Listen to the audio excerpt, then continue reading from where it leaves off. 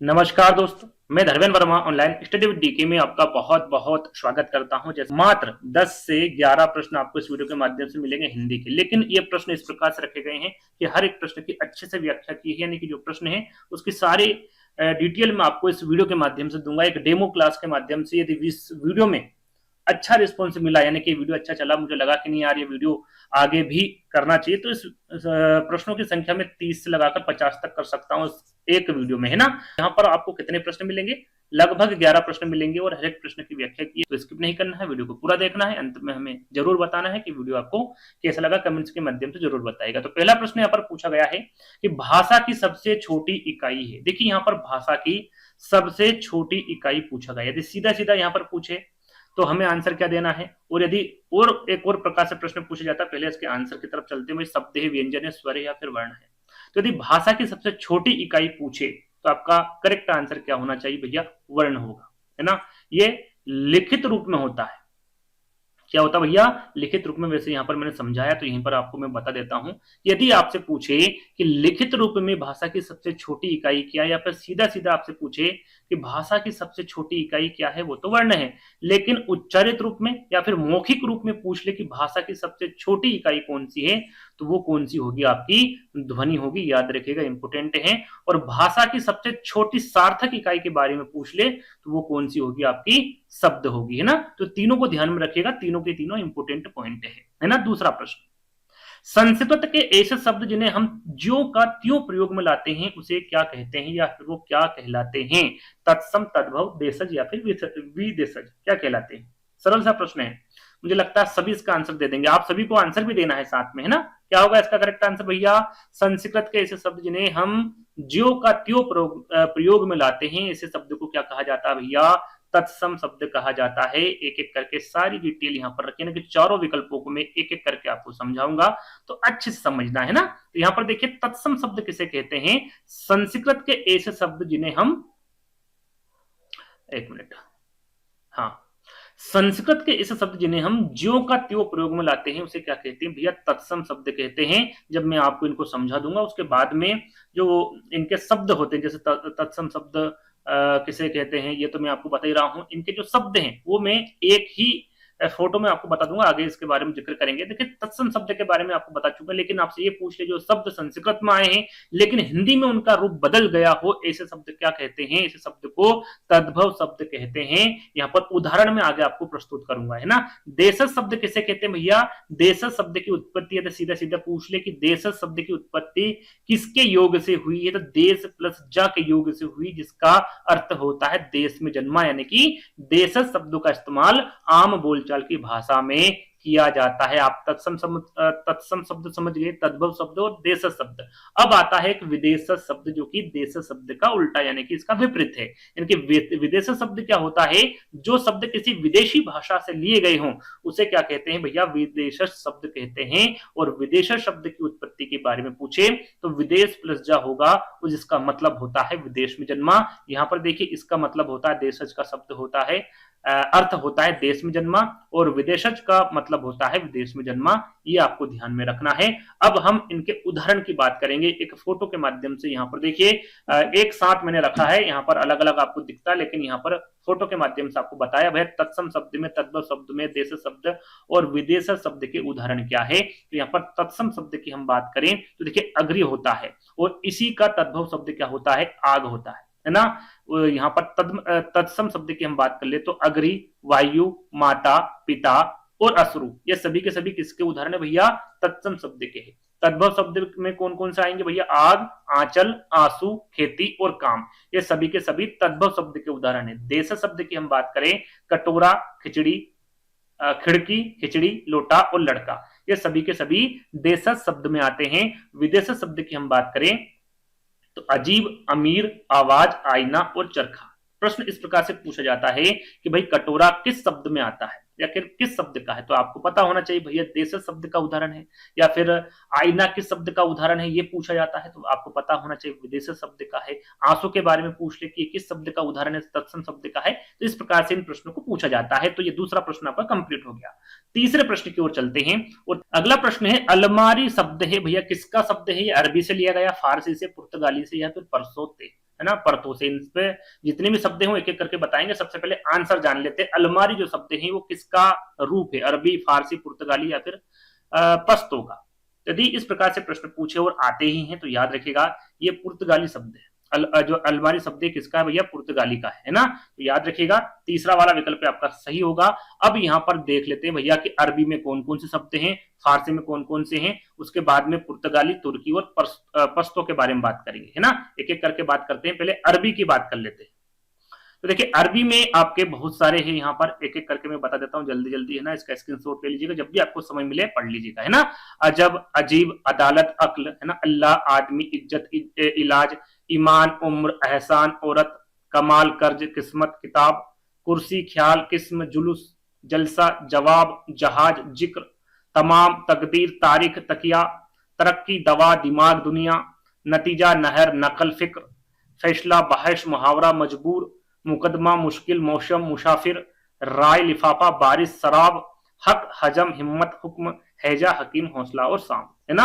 ये सब किसके शब्द है भैया? अरबी के हैं। यहाँ पर आपसे इस प्रकार से प्रश्न पूछा जाता है जैसे कि जहाज है, जहाज किसका शब्द है? तो आपको पता होना चाहिए ये अरबी का शब्द है ना।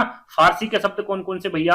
आबरू है, आतिशबाजी है, आफत है, आराम है ना, आमदनी, आवारा, आवाज, उम्मीद, उस्ताद, कमीना, कारीगर, किसमिस, कुश्ती, खाक, खुद, खुदा, आपका खामोश, खुराक, गरम, गवा, गिरफ्तार, चश्मा, जोर, गुरमाना, तेज, दीवान, पेदा, बुखार, वापिस, सरकार, हजार, शादी, बर्फी, पुल, नापसंद, दंगल, तबाह, जिंदगी, चेहरा, गुलाब, है ना। ये सभी के सभी फारसी के शब्द हैं, याद रखिएगा। चादर, जलेबी, जागिर, तमाशा, दफ्तर, नापाक, पेश, लगाम, सितार, फरेब, चालाक, जहर, जादू, तनख्वाह, दिल, पाजामा, बारिश, लेकिन, सरदार और फरिश्ता।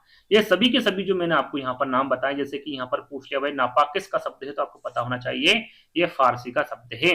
बाकी और भी जो विकल्प हैं जिसमें पुर्तगाली भी था आपका, तुर्की नहीं था, लेकिन तुर्की का भी मैं बता देता हूँ, है ना। पुर्तगाली की हम बात करते हैं तो भैया अन्यास, अनानास हो गया, स्त्री हो गया, कर्नल हो गया, गोभी। स्त्री का याद रखिएगा ये किसका शब्द है भैया? पुर्तगाली का शब्द है। पादरी हो गया, संतरा, इस्पात, काफी, गोदाम, फीता, परात, कमीज, आलपीन, काजू, तो तोलिया, है ना। तोलिया के बारे में पूछा जाता तो याद रखिएगा पुर्तगाली शब्द है। बाल्टी हो गया आपका, बाल्टी का पूछा जाता। पिस्तौल, आया, कमरा का पूछा जाता, गमले का पूछा जाता। पपीता, मिस्त्री, तंबाकू, ये सभी किसके शब्द है भैया? पुर्तगाली शब्द है। साथ में आपको ये याद रखना, पहले ये बात कर लेते हैं, तुर्की में आपका उर्दू आ गया, है ना। केची, बेगम, खच्चर, बहादुर, चाकू, चम्मच, सराय, कुश्ता, ताश, बारूद, गनीमत, कलगी, दरोगा, लाश और तो, ये सभी के सभी किसके शब्द भैया? तुर्की के। ये पश्तो की बात करें, पठान, अखरोट, पठान के बारे में पूछा जाता है, याद रखिएगा पठान किसका शब्द है? पश्तो का है। अखरोट, हरबड़ी, गुंडा, पठाका, बाढ़, खर्राटा, डेरा, भंडास, तहस नहस और गटागट, ये सभी किसके शब्द है भैया? पश्तो के। और भी यहाँ पर जैसे फ्रेंच के बारे में पूछे तो कारतूस हो गया आपका, कर्फ्यू हो गया, कूपन हो गया, अंग्रेज, लाम और बिगुल, ये सभी के सभी किसके शब्द है? फ्रेंच के। डच की बात करें तो त्रुप और बम। रूसी की बात करें तो rouble, jar, MiG, vodka, Soviet, ये सभी के सभी रूसी शब्द हैं। चीनी शब्द कौन से भैया? चाय, लीची, चीनी, चीकू आदि, ये सभी चीनी शब्द है। जापानी शब्द में आपका रिक्शा हो गया, सुनामी आ गया। ये सारे के सारे आपको अच्छे से याद कर लेना है ना। कोई सा भी शब्द किसी भी प्रकार से पूछा जा सकता है, जैसे कि यहाँ पर लीची के बारे में पूछ लिया, सुनामी के बारे में पूछ लिया, तो आपको पता होना चाहिए किसका शब्द है। तो ये आपका तीसरा प्रश्न कंप्लीट हो गया, है ना। इसी प्रकार से और भी वीडियो चाहिए तो कमेंट के माध्यम से बता सकते हैं। आने वाले समय में और इन प्रश्नों की संख्या बढ़ाकर आपको वीडियो दे दिया जाएगा। नौका शब्द का पर्याय यहाँ पर पूछा गया है, क्या होगा भैया? तने होगा, तरी होगा, तरणी होगा या फिर तरणीजा होगा। नौका शब्द का पर्याय क्या होगा ये पूछा गया है। 4 का सही आंसर क्या होगा? तो याद रखिएगा भैया नौका शब्द का जो पर्याय होगा तरी होगा। इन चारों विकल्पों के बारे में एक बार देख लेते हैं। तरी, ये यहाँ पर नौका लिखना था मेरे को, ये नौका हो गया आपका, और यहाँ पर ये तरी हो गया, है ना। यानी कि नौका के पर्यायवाची शब्द कौन कौन से हैं? यहाँ पर जरूरी नहीं कि नौका का तरी ही विकल्प में दे, यहाँ पर आपसे विकल्प में जैसे तरीके न देते हुए तरनी दे दे, डोंगी दे दे, नाव, जलयान, नैया, है ना। इनमें से किसी प्रकार से भी विकल्प आ सकता है। जैसे कि विकल्प में और भी 3 विकल्प थे जिसमें आपका तनय था, है ना। तनय का पर्यायवाची शब्द क्या होता है भैया? पुत्र होता है, आत्मज होता है, सुत होता है, लड़का होता है, बेटा, औरस और पुत, है ना। ये सभी के सभी किसके पर्यायवाची शब्द है? तनय के। तरणी की हम बात करें तो भैया तरणी को क्या कहा जाता है? सॉरी, तरंगणी को क्या कहा जाता है? नदी कहा जाता है। और सरिता, दरिया, अपना, सॉरी अपगा, तटिनी, सलीला, स्त्रोत, शिवनी, क्लोलिनी और प्रवाहिनी, ये सभी के सभी किसके पर्यायवाची शब्द भैया? तरंगिणी कह लीजिए या फिर नदी कह लीजिए, है ना। और देखिए यहाँ पर तरंगिणी अलग है और तरणिजा अलग है। तरणिजा का पर्यायवाची शब्द क्या है भैया? तरणिजा का पर्यायवाची शब्द होता है यमुना, या फिर यमुना का पर्यायवाची शब्द होता है तरणिजा, है ना। जिसमें यमुना आ गया आपका, कालिंदी आ गया, सूर्यजा आ गया, अज रवित नया आ गया, यमुना, है ना, कृष्णा, रविसुता, कालगंगा, भानुजा, अर्कजा, अक्र और यम भगनी, ये सभी के सभी किसके पर्यायवाची शब्द है भैया?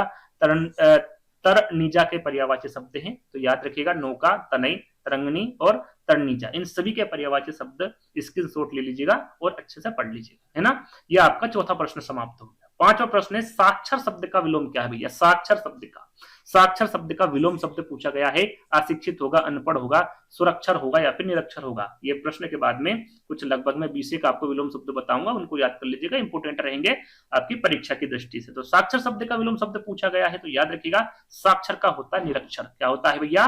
निरक्षर होता है ना। अनपढ़ नहीं होगा आपका, निरक्षर होगा, ना ही सुरक्षर होगा। क्या होगा? निरक्षर आपका यहाँ पर करेक्ट आंसर होगा। अब यहाँ पर 20 में यहाँ पर आपको विलोम शब्द बताऊंगा, जैसे कि कल का क्या होगा विलोम शब्द? आज होता है। क्रम का आपका व्यक्ति क्रम होता है। कनी का आपका वरी होगा। कार्य का आपका अकार्य होगा। कठिन का आपका सरल होगा। क्रूर का आपका अक्रूर होगा। कुकृति का सुकृति होगा। कलुष का आपका निष्कलुष होगा। कुख्यात का आपका विख्यात होगा। कनिष्ठ का आपका ज्येष्ठ होगा, है ना। वैसे ही कपूत का सपूत होगा। कृष्ण का शुक्ल होगा। कुसुम का आपका वज्र होगा। कलंक का आपका निष्कलंक होगा। कदाचार का आपका सदाचार होगा। कर्कश का आपका सुनील होगा। कसूरवार का बेकसूर होगा। कटु का मधुर होगा। क्रिया का प्रतिक्रिया होगा और कृतज्ञ का क्या होगा भैया? कृतज्ञ होगा। तो ये आपके जो 20 आपको मैंने शब्द बताए हैं, ये सभी एक दूसरे के विलोम शब्द हैं, आपको पता होना चाहिए, सारे के सारे इंपोर्टेंट हैं। आगे हम बात करेंगे। पांचवा प्रश्न आपका समाप्त हो गया। छठा प्रश्न है, वन में लगने वाली आग, वाक्यांश के लिए एक शब्द क्या है? इसके लिए वन में लगने वाली आग को क्या कहेंगे? बड़वाग्नि कहेंगे, विरहाग्नि कहेंगे, दावाग्नि कहेंगे या फिर जठराग्नि कहेंगे? याद रखिएगा, इंपोर्टेंट प्रश्न है, आपके एग्जाम में पूछा जा सकता है। तो वन में लगने वाली आग को क्या कहेंगे? एक शब्द में दावाग्नि कहेंगे। क्या कहेंगे भैया? दावाग्नि कहेंगे। और भी यहाँ पर थोड़े से मैं वाक्यांश बताऊंगा, पहले 4 विकल्पों को देख लेते हैं। भाई बड़वाग्नि किसे कहते हैं? जो समुद्र के अंदर लगने वाली आग को क्या कहेंगे? बड़वाग्नि कहेंगे। यदि आपसे पूछे समुद्र के अंदर लगने वाली आग को क्या कहते हैं, तो बड़वाग्नि कहते हैं। विरह के शोक में डूबी हुई गोपियों के भीतर की जो अग्नि होती है उसे विरहाग्नि कहते हैं, जो कि विकल्प में है ना। पेट में लगने वाली आपको क्या कहेंगे भैया? जठराग्नि कहेंगे। तो इन तीनों के बारे में भी आपको पता होना चाहिए। कुछ अनेक शब्द के एक शब्द मैंने यहाँ पर रखे हैं जिनके बारे में आपको पता होना चाहिए। किसी पद का उम्मीदवार को क्या कहेंगे? प्रत्याशी कहेंगे। कीर्तिमान पुरुष को यशस्वी कहेंगे। कम खर्च करने वाले को मितव्ययी कहेंगे। कम जानने वाले को अल्पज्ञ कहेंगे। कम बोलने वाले को मितभाक्षी कहेंगे। कम अक्ल वाला को अल्प बुद्धि कहेंगे। कठिनाई से समझने योग्य को दुर्भोग्य कहेंगे, दुर्बोध कहेंगे। कल्पना से परे हो उसे कल्पनातीत कहेंगे। किसी की हंसी उड़ाना उसे उपहास कहेंगे। और कुछ दिनों तक बने रहने वाले को क्या कहेंगे भैया? टिकाऊ कहेंगे। ये 8 थे अनेक शब्द के एक शब्द, 10 थे जिनके बारे में आपको पता होना चाहिए। चलिए, छठा प्रश्न आपका समाप्त हो चुका है। 7वां प्रश्न है, हिंदी भाषा में लिंग के कितने भेद होते हैं? 3, 2, 4, 5। मुझे लगता है सभी को पता है। कितने होते भैया हिंदी भाषा में लिंग के भेद? तो 2 प्रकार के होते हैं, एक होता है पुल्लिंग और दूसरा होता है स्त्रीलिंग, जो कि मैंने यहाँ पर लिखा हुआ है। और सरल सा प्रश्न है, आप सभी को पता होगा भैया। पुल्लिंग जिन शब्दों में पुरुष जाति का पता चले उसे पुल्लिंग कहेंगे, और जिन शब्दों में स्त्री जाति का पता चले उसे स्त्रीलिंग कहेंगे। कुछ उदाहरण भी यहाँ पर मैंने प्रस्तुत किए हैं, जैसे कि पुल्लिंग में आपका श्रीमान आ जाएगा, बलवान आ जाएगा, पुत्रवान आ जाएगा, बुद्धिमान आ जाएगा, है ना। और यहाँ पर श्रीमान का यदि हम स्त्रीलिंग करें तो श्रीमती होगा, बलवान का बलवंती होगा, पुत्रवान का पुत्रवती होगा, बुद्धिमान का बुद्धिमती होगा। तो ये सारे पुल्लिंग और स्त्रीलिंग और भी बहुत सारे होंगे, लेकिन इससे आपको पता चल जाएगा किस प्रकार के पुल्लिंग होते हैं और किस प्रकार के स्त्रीलिंग होते हैं। चलिए, 8वां प्रश्न, कौन सा शब्द हमेशा एक वचन में प्रयुक्त होता है? हमेशा एक वचन में, चाहे आप उसको यदि प्रश्न आ जाए कि भाई कौन सा वो बहुवचन है और ये यदि विकल्प में हो तो हमेशा वो गलत रहेगा। एक वचन में हमेशा वो प्रयुक्त होगा। उन विकल्पों को चुनना भैया, बारिश, दर्शन, होश या फिर हस्ताक्षर। तो याद रखिएगा, जब एक वचन में प्रयुक्त शब्द के बारे में पूछे तो होगा आपका बारिश। बारिश का आप बहुवचन नहीं बना सकते, है ना। यह हमेशा एक वचन में ही प्रयुक्त होगा। लेकिन यहाँ पर आपका दर्शन, होश और हस्ताक्षर, इसे आप एक वचन नहीं बना सकते। कहने का मतलब है आप एक वचन में प्रयुक्त जो होगा बारिश होगा, लेकिन दर्शन, होश, हस्ताक्षर ये सभी क्या है भैया बहुवचन में प्रयुक्त होने वाले शब्द हैं, इसे आप एक वचन नहीं बना सकते। जैसे कि यहाँ पर मैंने स्पष्ट रूप से आपको बताया भी है कि जो शब्द हमेशा एक वचन में प्रयुक्त होते हैं उसमें आपका बारिश हो गया, पानी, दूध, घी, दही, आकाश, जनता, सत्य, प्रेम, चांदी। कहने का मतलब इसे आप बहुवचन के रूप में नहीं लिख सकते, नहीं बना सकते। लेकिन जो बहुवचन शब्द है उनके बारे में आपको पता होना चाहिए। जो शब्द हमेशा बहुवचन में प्रयुक्त होते हैं उसमें आपका आंसू, दर्शन, प्राण, अक्षत, बाल, लोक, हस्ताक्षर, होश, नेत्र, समाचार ये सभी के सभी आपके बहुवचन में चले जाएंगे। इनको आप एक वचन में नहीं तब्दील कर सकते और एक वचन को बहुवचन में तब्दील नहीं कर सकते, जिस प्रकार से मैंने आपको बताया है ना। ये आपका 8 प्रश्न कंप्लीट हो गए। 9वां प्रश्न है, जिन शब्दों का रूप सदैव समान रहता है उन्हें क्या कहेंगे भैया? अवयव, वचन, क्रिया या फिर लिंग। क्या कहेंगे? उसे कहेंगे अवयव। यदि यहाँ पर विकार शब्द भी होता तो आपका करेक्ट आंसर होता, क्योंकि अवयव को ही क्या कहते हैं? विकार शब्द कहते हैं। जैसे कि यहाँ पर स्पष्ट रूप से लिखा हुआ है कि अवयव को विकारी शब्द भी कहते हैं। और अवयव की हम बात करें, यदि यहाँ पर सीधा सीधा आपसे ना पूछा जाए कि भाई जिन शब्दों का रूप सदैव समान रहता है उसे अवयव कहते हैं, या फिर इस प्रकार से भी आपसे पूछा जा सकता है कि जिन शब्दों के रूप में लिंग, वचन, कारक आदि के कारण कोई परिवर्तन नहीं होता है उसे भी क्या कहा जाता है? अवयव या फिर अविकारी शब्द कहा जाता है। जैसे मैंने यहाँ पर विकारी बता दिया है ना, सॉरी ये विकारी नहीं होगा, अविकारी होगा, है ना। इसको क्या कहेंगे? अविकारी कहेंगे, है ना। क्षमा चाहेंगे, इसको क्या कहेंगे? अविकारी कहेंगे। अब यहाँ पर उदाहरण की बात करें तो इसमें आपका जब, तब, अभी, उधर, वहां, इधर, कब, क्यों, वाह, आ, ठीक, अरे, और, तथा, एवं, किंतु, परंतु, बल्कि आदि, ये सब क्या है? ये किसके उदाहरण है? तो याद रखिएगा ये सभी के सभी अवयव के उदाहरण हैं। यदि हम अवयव के भेद की बात करें तो कितने प्रकार के होंगे भैया? 5 प्रकार के। क्रिया विशेषण, संबोध, संबंध बोधक, समुच्चय बोधक, विषयादिबोधक और निपात। यहाँ पर मैं आपको ऊपर यानी कि आपको इनके अंदर की चीजें नहीं बता रहा हूं। क्यों? क्योंकि इस पर एक मैं ऑलरेडी अलग सा टॉपिक ले आऊंगा जिससे कि आपको सारी चीजें क्लियर हो जाएगी, है ना। थोड़ा सा मैं चार्ज लगा देता हूँ, थोड़ा सा 1 मिनट लूंगा आपका।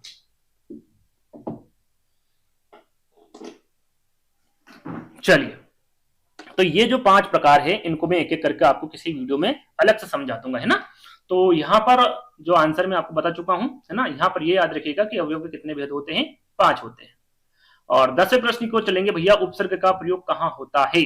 जो उपसर्ग शब्द है, शब्द के आदि में, शब्द के मध्य में, शब्द के अंत में, या फिर इनमें से कोई नहीं। बहुत सारे बच्चे यहाँ पर ये समझे कि सर ने विकल्प को गलत रख दिया, या फिर जो विकल्प होता है उपसर्ग का प्रयोग वो तो है ही नहीं। जैसे कि जो शब्द होता है वो प्रारंभ में होता, सभी को पता उपसर्ग, लेकिन ये याद रखिएगा कि उपसर्ग का जो प्रयोग है शब्द के आदि में होता है, और इसे ही क्या कहेंगे? उपसर्ग का प्रयोग शब्द के जो प्रारंभ में होता है उसे ही शब्द के आदि कहते हैं। शब्द के आदि का मतलब ही क्या होता है? शब्द का प्रारंभ होता है। ये याद रखिएगा, इस प्रकार से प्रश्न आपसे पूछा जा सकता है। तो पहला वाला विकल्प आपका क्या होगा? करेक्ट होगा। जैसे कि यहाँ पर लिखा हुआ है कि उपसर्ग का प्रयोग शब्द के प्रारंभ में यानी कि शब्द के आदि में होता है, और प्रत्यय का जो प्रयोग होता है वो शब्द के अंत में होता है, जो कि आपको पता होगा। कुछ उदाहरण यहाँ पर मैंने प्रस्तुत किए हैं जो कि आपको पता होना चाहिए। यहाँ पर पहले हम उपसर्ग की बात करें, फिर प्रत्यय के उदाहरण की बात करें। तो जैसे कि विराट शब्द आपसे पूछ लिया कि विराट में उपसर्ग कौन सा लगा हुआ है, कौन सा शब्द उपसर्ग है, तो आपको पता होना चाहिए कि भाई उपसर्ग हमेशा कहाँ पर लगता है? आगे लगता है। जैसे कि प्रत्यय कहाँ पर लगता है? हमेशा पीछे लगता है, यहाँ पर, है ना। तो विराट में उपसर्ग क्या होगा? आपका वी होगा। मूल शब्द भी पूछ लिया जाता है तो मूल शब्द क्या होगा? आपका राट होगा।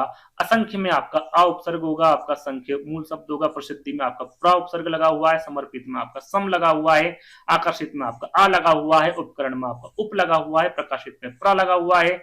अत्यंत में आपका अति, और परिणाम में आपका परि। जितने भी हैं ये सारे के सारे उपसर्ग लगे हुए हैं। और हमेशा याद रखिएगा उपसर्ग हमेशा आगे लगता है और प्रत्यय हमेशा पीछे लगता है। जैसे कि सामाजिक में कौन सा प्रत्यय भैया? इक प्रत्यय है। ये इसका मूल शब्द हो गया, है ना। इसको मूल शब्द आप कह सकते हैं, ये मूल शब्द हो गया और ये आपका प्रत्यय हो गया। सो यहाँ पर सुगंधित में आपका इत प्रत्यय लगा हुआ है। मिठास में आपका आस प्रत्यय लगा हुआ है। लुहार में आपका आर। नाटककार में आपका कार। बड़ाई में आपका आई, और होनार में आपका हार, है ना। तो यहाँ पर ये हो गया आपके उपसर्ग और ये हो गया आपके प्रत्यय। आ गया समझ में? आ गए। और अंतिम प्रश्न, जैसा कि मैंने 11 प्रश्न की बात की थी, तो ये 11वां प्रश्न, और मुझे जहां तक लग रहा है लगभग 50 से 100 प्रश्न आपके इस वीडियो में ही कंप्लीट हो गए होंगे। हिमालय शब्द का संधि विच्छेद पूछा गया है। हिमा प्लस लई, हिमा प्लस अलई, हिमा प्लस आलई, या फिर हिम प्लस आलई। हिमालय शब्द का संधि विच्छेद क्या होगा? तो सही आंसर क्या होगा इसका भैया? आपका होगा हिम प्लस आलय, है ना? क्या होगा? हिम प्लस आलय। यहां पर इसको समझेंगे कि भैया इसमें संधि कौन सी, किसका उदाहरण है? तो हिम प्लस आलय किसका है उदाहरण? है भैया दीर्घ स्वर संधि का है। पहले हम जानेंगे कि संधि किसे कहते हैं। दो शब्दों या फिर वर्णों के मेल से होने वाले विकार को क्या कहते हैं भैया? हमेशा याद रखिएगा, संधि कहते हैं। संधि के प्रकार मैंने यहाँ पर डिटेल नहीं रखी है ना? क्यों नहीं रखी? इस पर एक प्रॉपरली वीडियो बनाऊंगा संधि पर, उस पर हर एक चीज को आपको डिटेल में बता दूंगा। जो इंपोर्टेंट जानकारी है वो मैंने यहाँ पर रखी कि भैया संधि कितने प्रकार की होती है? 3 प्रकार की। एक होती है स्वर संधि, व्यंजन संधि और विसर्ग संधि। और इसमें स्वर संधि में भी भेद होते हैं। तो स्वर संधि में कितने भेद होते हैं? तो 5 भेद होते हैं, आपको पता होना चाहिए।